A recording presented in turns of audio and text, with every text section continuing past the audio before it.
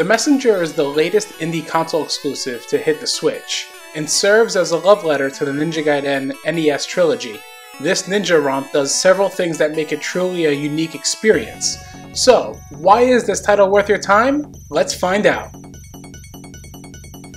The Messenger starts off with getting some brief training with your clan and getting acclimated to the simple controls, as well as the cloud walk mechanic. Shortly after, the game's story really kicks in, with demons attacking the village, and the Western hero apparently appearing to provide you a sacred scroll to get to the top of Glacial Peak. From this point, the game has you going level to level, defeating any foes in your way, and stopping at nothing to bring the scroll to the top of Glacial Peak and restore peace to the area.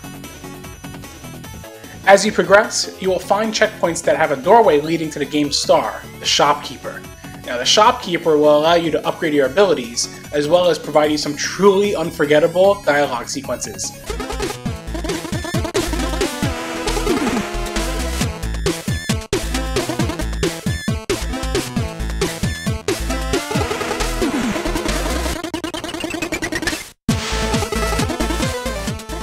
This NPC is easily a star in this game, with some of the funniest written dialogue I've seen in a game in quite some time.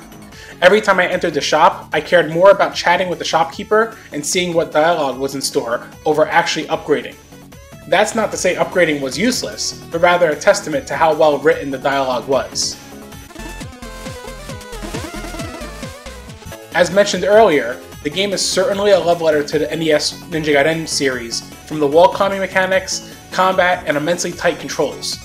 The controls are some of the most responsive in a 2D action platformer. Anytime I died, I felt it was normally my error in not controlling the Messenger properly, not the game's fault at cheap shots.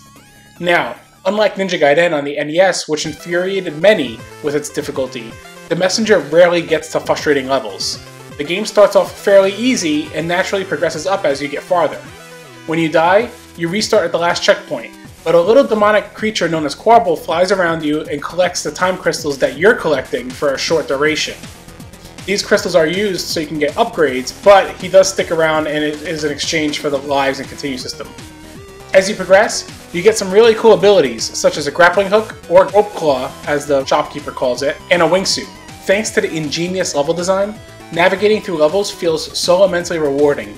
It really was a blast just getting through the areas. However, what really changes the game dramatically is a certain point of the game where you go from a linear 8-bit action platformer to a hybrid 8-bit, 16-bit Metroidvania title.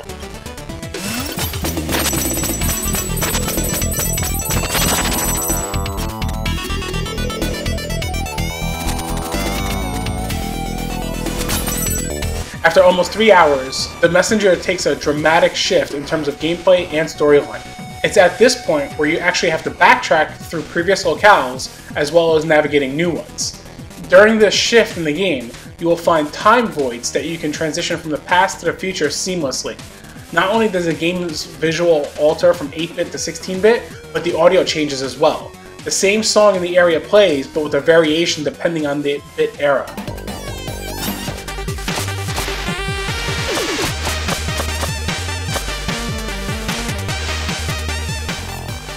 This overall mechanic that changes the game dramatically works perfectly and is a sublime way to feel an evolution in gameplay.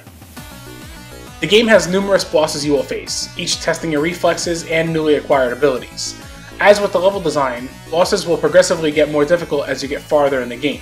Each boss is well designed and enjoyable to battle, with some providing for some really close calls of success. Throughout the game's world, there are 45 power seals that can be collected. These seals are hidden in secret rooms in each area. These rooms will test your platforming skills to get them, and acquiring all 45 will allow you to open a special chest in the shop.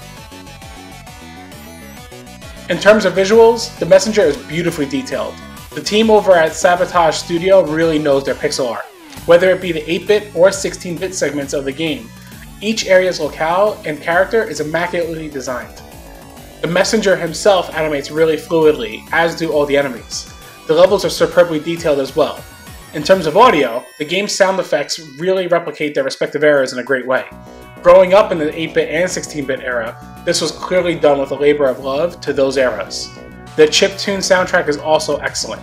The 8-bit tunes are incredibly catchy and stick with you, and then hearing the 16-bit soundtrack is equally as memorable. What's a really cool touch is that the 16-bit soundtrack actually sounds more in line with a proper optimized Sega Genesis sound chip. The soundtrack really stuck with me a lot, and it still is well after beating the game. The Messenger is without question one of the best titles of 2018, and one of the best indie exclusives available for the Nintendo Switch. I honestly left this experience feeling like this is the next big indie. In the way Shovel Knight impacted the indie industry, The Messenger matches that level of amazement and awe. After completing the game 100% within the 12 to 15 hour experience, I really didn't want the game to end. Everything about the game stuck with me after completion, and that's an astonishing accomplishment to leave on a player. The Messenger is a masterpiece that deserves your attention. This is a killer app for the console, and one I could not recommend enough.